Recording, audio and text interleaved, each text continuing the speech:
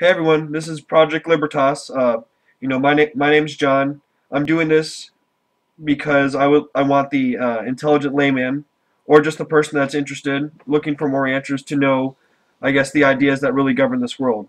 I've been interested in ideas ever since, for the last few years, and I've done a lot of my own research and my own study into finding out what really moves people, what really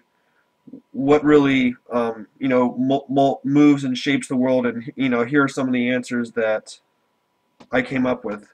So I guess this is going to be sort of a series lecture or a series talk, more or less. It's informal. The mask, it's basically so I have it so I can continue on, if I so wish, my educational career or a professional career with impunity, because some of the views expressed here might not coincide well with the liberals or the progressives or the socialists, the people that really control most of the main power structures in the world, with their worldviews. So do this basically for my benefit, but more for your benefit, because when I talk to people on the street, I realize that most people don't really have any sort of clue what's going on in the world, and or one of the biggest themes when I talk to people is that they believe that most of the things that are going on in the world are disconnected and kind of mutually exclusive, isolated circumstances that have no relevance upon one event to the next. So, one of the things of this sort of program is to kind of do away with that assumption and explain to you that a lot of the things that are going on in the world are interconnected, and and the reason why they're interconnected is because they come from the same sort of line of thinking or theoretical standpoint or hypothetical construction. So, that being said, this program is basically about the examination and the study of ideas that govern the world. So, as you might well know, if you put any sort of effort into this, that the main ideas that govern the world are secular, of course. They're progressive. In America, it's called progressivism. In the world, I guess it's more, you can call it socialist or liberal thoughts. We're going to examine these sorts of theories and ideas, but from the viewpoint of a conservative or libertarian, or as I like to call it, a rational or logical viewpoint, and see what they really mean when extrapolated out to their full conclusions, and what they imply for all of us, not just now and in the future, but this is going to be kind of a historical undertaking as well. We're going to see what they were responsible for in the past, and how, if we study those past occurrences, how they can explain the way that the present is as of now, and the mess we're in right now.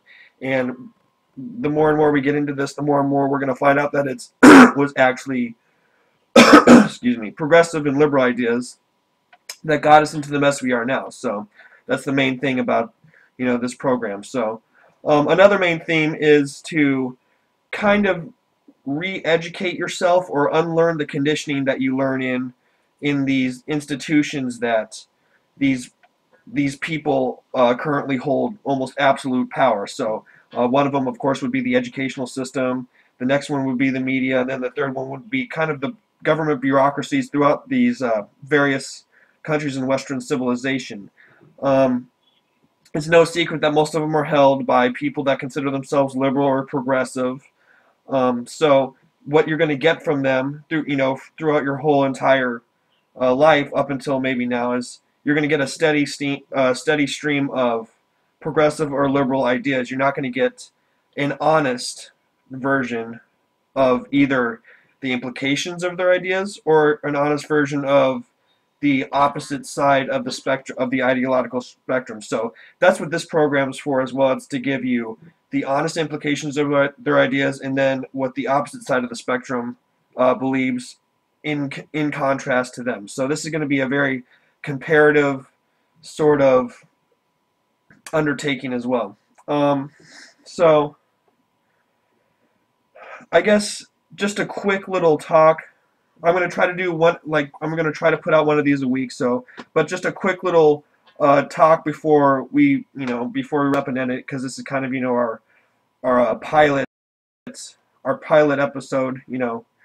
One of these, and I'm really new at this. If you can't tell, so but just a quick little sample to let you all know what you're getting into. We can just talk about what liberal and conservative means, since the best way to explain each one of them is to explain them in contrast to each other. So, for liberal, it has grown to mean something completely opposite of what liberal used to mean about 150 years ago. So, as some people may know, but a lot of people may not know, liberal actually 150 years ago actually means what conservative means nowadays, roughly. So, it used to be called classical liberalism, but modern liberalism is basically the antithesis of classical liberalism. So modern liberalism basically believes that the state should exercise its monopoly of power it has within the society to um,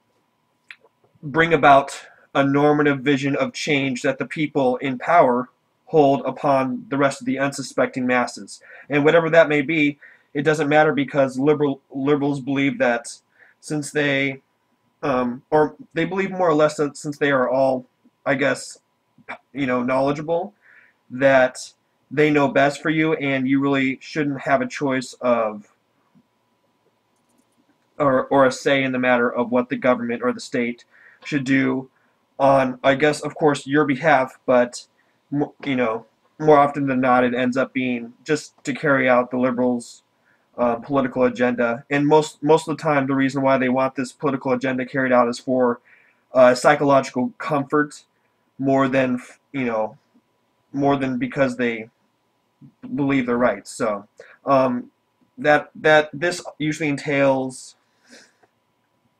confiscating wealth by higher taxes and setting up, I guess, gender or racial quotas and things of this sort. Deep state interference into their private sphere of life.